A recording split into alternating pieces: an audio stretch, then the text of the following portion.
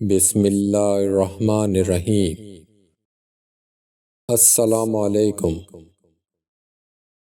اللہ تعالیٰ نے قرآن پاک میں ارشاد فرمایا، اور کتاب میں ادریس کا بھی ذکر کرو، وہ بھی نہایت سچے نبی تھے اور ہم نے ان کو بلند مقام پر اٹھا لیا۔ اللہ تعالیٰ نے ادریس علیہ السلام کی تعریف فرمائی اور نبوت صدیقیت کے بلند مقام کے ساتھ ان کو متصف فرمایا، اور انہی کو خنوق کہا گیا، اور ماہرین انساب نے حضور نبی کریم صلی اللہ علیہ وآلہ وسلم کے ساتھ سلسلہ نسب بھی ان کا ذکر کیا ہے۔ حضرت آدم اور شعیب علیہ السلام کے بعد سب سے پہلے ان کی نبوت سے سرفراز فرمایا گیا۔ محمد بن اسحاق کہتے ہیں کہ سب سے پہلے آپ کی ذات بابرکت قلم سے لکھنے والی ہے۔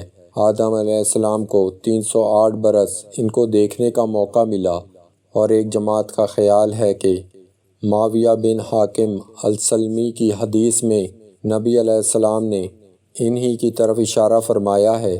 جب رسول اللہ صلی اللہ علیہ وآلہ وسلم سے روایت پر لکھنے کے متعلق سوال ہوا، اس دور میں لوگ ریت پر لکھ کر کچھ حساب لگاتے اور آئندہ کی خبروں کا اندازہ لگاتے تھے، تو آپ صلی اللہ علیہ وآلہ وسلم نے فرمایا، ایک نبی ایسا لکھا کرتے تھے جس کا خط ان کے موافق ہوا، وہ ٹھیک ہیں۔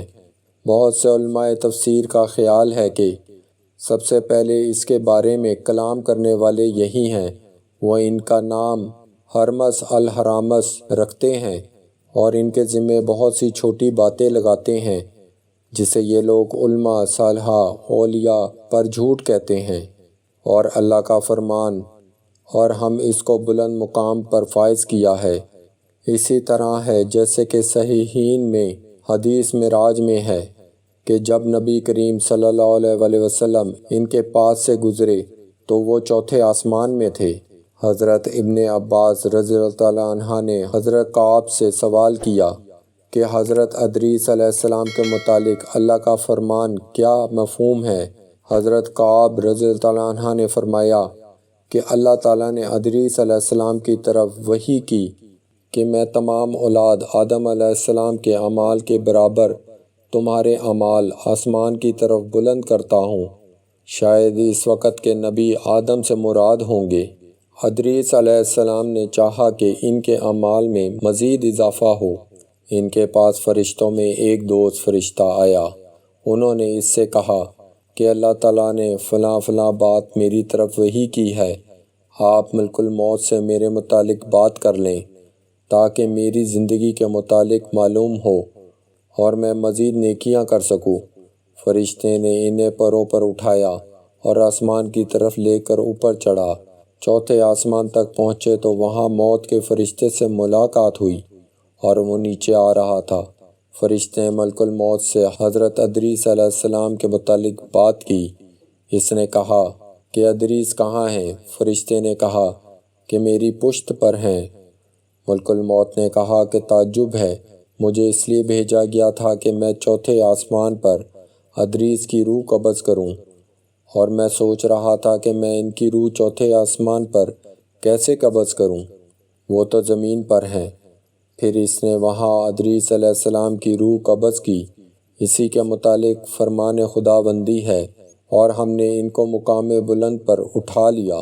اسی طرح ابن ابی حاتم نے اس آیت کی تفسیر میں مذکورہ حدیث بیان کی ہے، مگر اس میں یہ ہے کہ ادریس علیہ السلام نے فرشتے سے کہا کہ ملک الموت سے پوچھو کہ میری عمر کتنی باقی ہے۔ ملک الموت اس کے پاس ہی تھا۔ اس نے پوچھا کہ اس ادریس کی عمر ابھی کتنی باقی ہے؟ ملک الموت نے کہا کہ میں دیکھ کر ہی بتا سکتا ہوں۔ پھر اس نے دیکھ کر کہا کہ تو نے ایسے شخص کے متعلق پوچھا ہے کہ جس کی عمر آنکھ چھپکنے کے برابر باقی ہے۔ فرشتے نے اپنے پر کے نیچے ادریس علیہ السلام کو دیکھا۔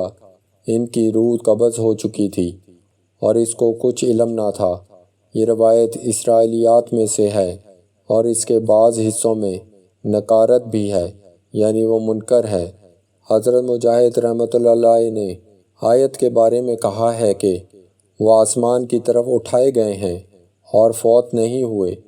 اب اگر اس سے مراد مجاہد یہ لیتے ہیں کہ ابھی تک فوت نہیں ہوئے تو یہ صحیح نہیں ہے، اور اگر اس سے مراد یہ ہے کہ وہ زندہ آسمان پر اٹھائے گئے ہیں اور وہاں فوت ہوئے، تو پھر یہ کعب احبار کی گزشتہ روایت کے منافی اور مخالف نہیں ہے۔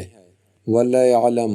اور اوفی ابن عباس سے آیت مذکورہ بالا کے بارے میں نقل کرتے ہیں کہ حضرت ادریس علیہ السلام چھٹے آسمان کی طرف اٹھائے گئے اور وہاں ہی فوت ہوئے، اور ضحاک نے بھی اسی طرح کہا ہے، لیکن متفق علیہ روایت میں ہے کہ وہ چوتھے آسمان پر ہیں، اور یہی بات زیادہ صحیح ہے۔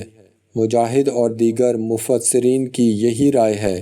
حضرت حسن بصری نے فرمایا کہ ادریس علیہ السلام جنت کی طرف اٹھائے گئے ہیں۔